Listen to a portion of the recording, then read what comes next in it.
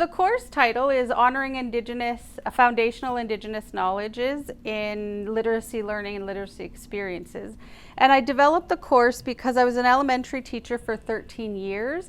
And so my passion was always literacy, reading, storytelling, and it was all about how we can bring that to life and make it fun. And it was always weaving in science concepts and social studies concepts so that what we read or what we wrote or what we talked about was part of a holistic way of learning and viewing the world.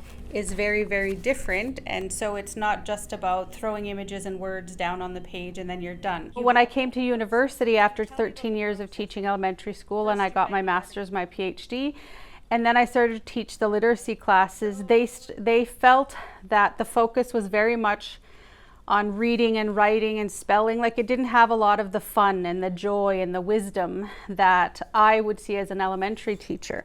What also happened at the same time is in these courses and in my graduate work, I studied a lot about identity. And so I thought a lot, my first idea for a master's project was going to be the lack of representation of Métis young women in literature. And I was really thinking about my all-time favorite book, Little House on the Prairie, and how very much I was in love with a settler family. And so as a little girl, I thought, oh, wouldn't it be so great if I could time travel and I would go and I would land back in that little house in the big woods or little house on the prairie.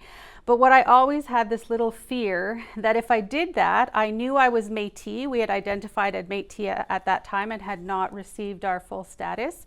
Which had been lost through my grandmother who married a Métis man. So at the time we grew up, we identified more as Métis.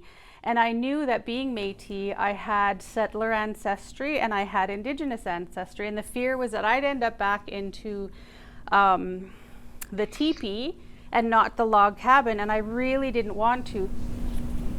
So when I was in my master's and I had this opportunity to think about literacy, to think about the ways the stories we were told to, by, and about us live in and inform how we live in the world, I thought about how long I carried that story and that worry about landing in the teepee. And so I reread that book, Little House on the Prairie, and I flagged every place where they talked about Indigenous people to try to understand when it was that I started to carry a story of a bit of angst to time travel to my ancestors. And in that book, my beloved book that I must have read, I don't know, hundreds of times, they were scary, they were skinny, they were being pushed off the land, they were a threat to my beloved settler family, they were starving, they smelled bad. Like, and I thought, no wonder that little 8 or 10-year-old me, whatever age I was reading them, started to hear a story of Indigenous peoples as being deficit, as not being, as something that I would not covet, whereas they portrayed the settler family as beautiful and working together and loving and warm and safe in the settler cabin. And so so those were the two kind of pieces of why this course started to be important. And then once I changed my research question to think about identity more generally. So a narrative concept of identity is stories to live by. And I started to realize how the ways we teach language arts, the ways we think about literacy, really informs the stories that we come to live by, and how it is we teach as educators, how it is we story ourselves. So I started to see the way these stories that I was reading in school bumped against the stories I was living as an Indigenous person. They weren't showing the love and the compassion and the generosity and the reciprocity and the ways we took care of the elders and the ways we gathered as a collective, as a family, to take care of each other. And so I started to see all of that disconnect.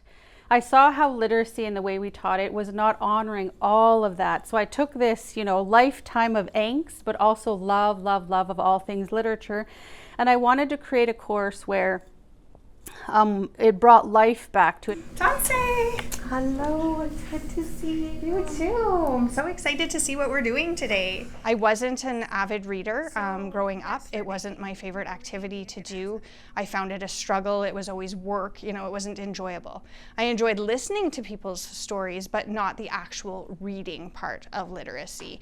And writing essays and those kinds of things. Those were not my strong points. However, being an artist and a dancer, that's how I communicated.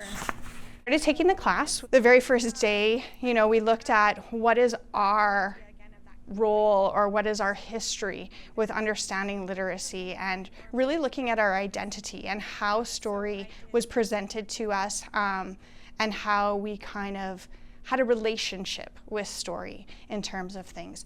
Really examining my relationship with story helped me along my reclamation of myself and my identity, really, to understand why it was that I didn't enjoy it. And that was because I didn't see myself in it, and it wasn't the way that I was used to expressing myself.